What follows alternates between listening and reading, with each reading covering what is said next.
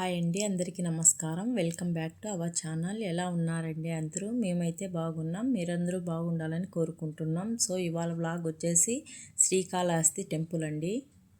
ప్రపంచంలోనే ప్రాణం ఉన్న శివలింగం ఎక్కడ ఉంది, అలాగే వచ్చేసి భక్తుల చెంత కొలువైనటువంటి ఆ దేవుడు ఎవరు, శివుని కోసం తన కంటిని చీల్చి ఇచ్చిన భక్తుడు ఎవరు, ఆ విషయాలన్నీ ఈ వీడియోలో ఉన్నాయండి. వీడియోని అయితే లాస్ట్ వరకు చూడండి. అలాగే వీడియో అయితే నచ్చినట్లయితే ఒక లైక్ చేయండి. వీడియోని లాస్ట్ వరకు పూర్తిగా చూడండి, అన్ని విషయాలు తెలుస్తాయి. శ్రీకాళహస్తి వచ్చేసి స్వర్ణముఖి నది ఒడ్డున అయితే ఉంటుందండి. ఆ పరమశివుడు అలాగే వచ్చేసి శ్రీ జ్ఞాన పరశురాంబ సమేత శ్రీకాళహస్తి స్వామిగా కొలువై ఉన్నారండి. శ్రీకాళహస్తి అనే పేరు శ్రీకాళహస్తి అనే 3 జీవుల వల్ల అయితే వచ్చిందండి. పరమేశ్వరుడు అయిన మహాశివుడు వచ్చేసి కాళహస్తి నందు అవతరించడానికి ఒక మహత్తరమైన కారణం అయితే ఉందండి.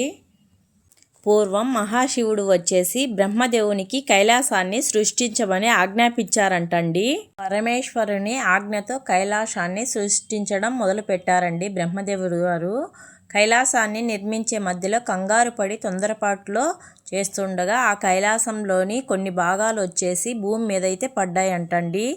అందులో ఇక్కడ పడిన ఆ భాగం దక్షిణ కైలాసంగా ప్రసిద్ధి చెందిందని చెప్తుంటారండి పెద్దలు. ఈ దక్షిణ కైలాసంలో శ్రీకాళహస్తీశ్వరుడిగా వెలసిన పంచభూహు లింగాలలో ఒకటైన వాయులింగంగా వెలిసారండి స్వామివారు. శ్రీకాళహస్తి అనే 3 జీవాల వెనుక ఒక ప్రాముఖ్యమైన కథ ఉందండి.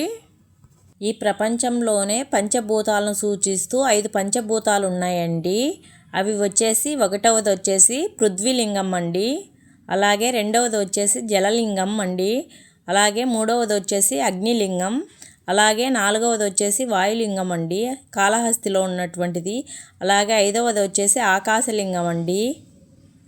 వాయుదేవుడు వచ్చేసి కర్పూర లింగానికి చాలా కాలం దీర్ఘ పూజలు అయితే చేశారంటండి. వాయుదేవుని భక్తికి మెచ్చిన శివుడు 3 వరాలు ప్రసాదించారు. అప్పుడు వాయుదేవుడు శివునితో ఈ విశ్వం అంతా ఉండాలి, ప్రతి జీవిలోనూ నాకు స్థానం ఉండాలి, నేను పూజించిన ఈ లింగానికి నా పేరుతో ప్రసిద్ధి చెందాలి అని కోరాడంటండి. అందుకే ఆ లింగానికి వాయులింగం అనే పేరు వచ్చిందండి. శ్రీకాళహస్తికి అర్థం వచ్చేసి శ్రీ అంటే సాలెపురుగు, అలాగే కాళ అంటే సర్పము, అలాగే హస్తి అంటే ఏనుగండి. ఈ మూడు మూగజీవాల బాధను చాటి చెప్పేదే శ్రీకాళహస్తీశ్వరుని మహత్యం అండి. తిరుపతికి వెళ్ళిన భక్తులు చాలామంది శ్రీకాళహస్తిని చూసుకొని కానీ తిరుగు ముఖం పట్టరండి. అసలు తిరుపతి ప్రయాణం కాళహస్తితోనే పూర్తి అవుతుందని, కాళహస్తిలో శివునిని దర్శించుకున్న తర్వాత ఎక్కడికైనా వెళ్లకుండా నేరుగా ఇళ్లకు వెళ్తారంటండి. శ్రీకాళహస్తి అంటే సాలెడు, పాము, ఏనుగు శివుని పూజించిన ప్రదేశం అండి. భక్త కన్నప్ప తన కళ్ళని శివుడికి అర్పించిన ప్రదేశం అని తెలుసండి.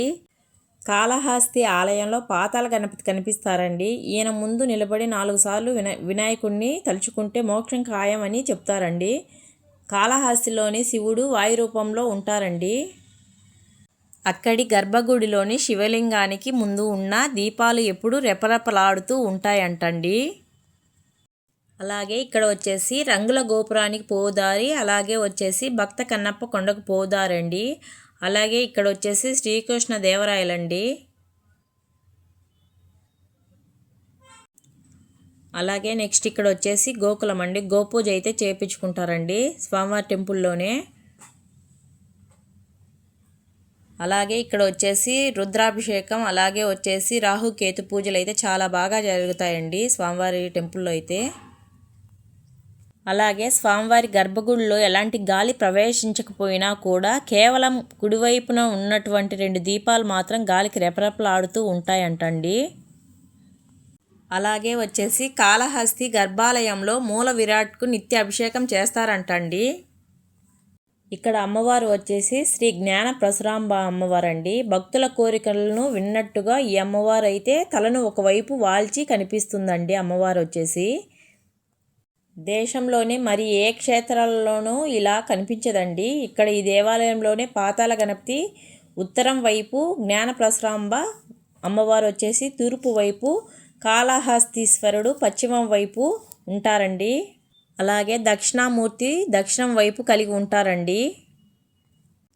ఇలా ఒక దేవాలయంలోని నలుగురు దేవతలు 4 దిక్కులు చూస్తూ ఉండటం దేశంలో మరి ఎక్కడా కనిపించకపోవచ్చండి. దేశంలో చాలా శివాలయాలను దక్షిణ కాశీగా పిలుస్తారు, కానీ ఒక శ్రీకాళహస్తి ఆలయాన్ని మాత్రం దక్షిణ కైలాసం అని పిలుస్తారండి. చంద్రగ్రహణం సమయంలో ఏ ఆలయాన్ని అయినా మూసివేయడం జరుగుతుందండి. కానీ కాళహస్తీశ్వరుడు గ్రహణాలకు అతిథ్యుడు కావడం వలన ఈ స్వామివారి టెంపుల్ని అయితే మూయరండి. పైగా గ్రహణం కలిగించే రాహు కేతు పూజలు జరుగుతాయండి.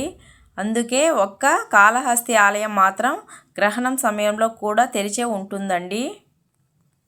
ఏ గుడిలో అయినా సవ్య దిశలో ప్రదక్షిణ చేస్తారండి, కానీ ఈ ఆలయంలో వచ్చేసి అమ్మవారిని స్వామివారిని చూసేందుకు వ్యతిరేక దిశలో ప్రదక్షిణ చేస్తూ వెళ్ళాలి అండి.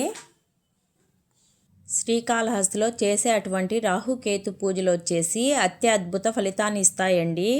మనకి రాహుకేతువులు ఎక్కువగా ఇబ్బంది పెట్టే గ్రహాలండి.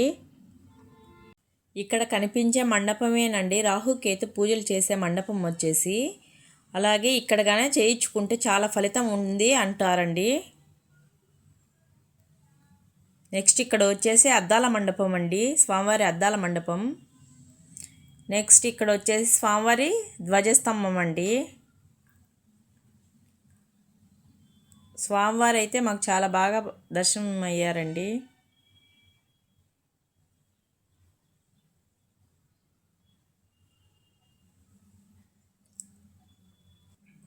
అలాగే అమ్మవారికి వచ్చేసి జ్ఞాన ప్రసరాంబ అమ్మవారికి వచ్చేసి నడుముకు వడ్డానంగా కేతురాహు ఉందని చెప్తారండి.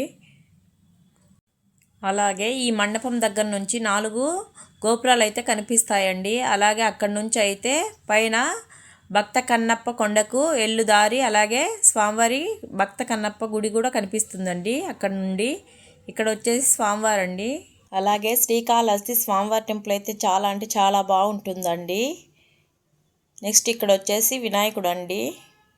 అలాగే మాతో పాటు మీరు కూడా చూసేసేయండి గుడినైతే.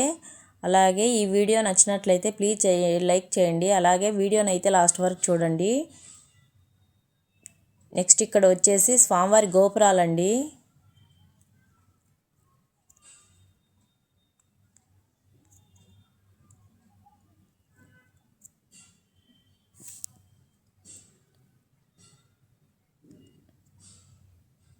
అలాగే ఇక్కడ వచ్చేసి నిత్య అన్నదాన మందిరం అండి. ఇక్కడ వచ్చేసి నిత్య అన్నదాన మందిరం లోపలికి వెళ్ళేందుకు క్యూ అండి.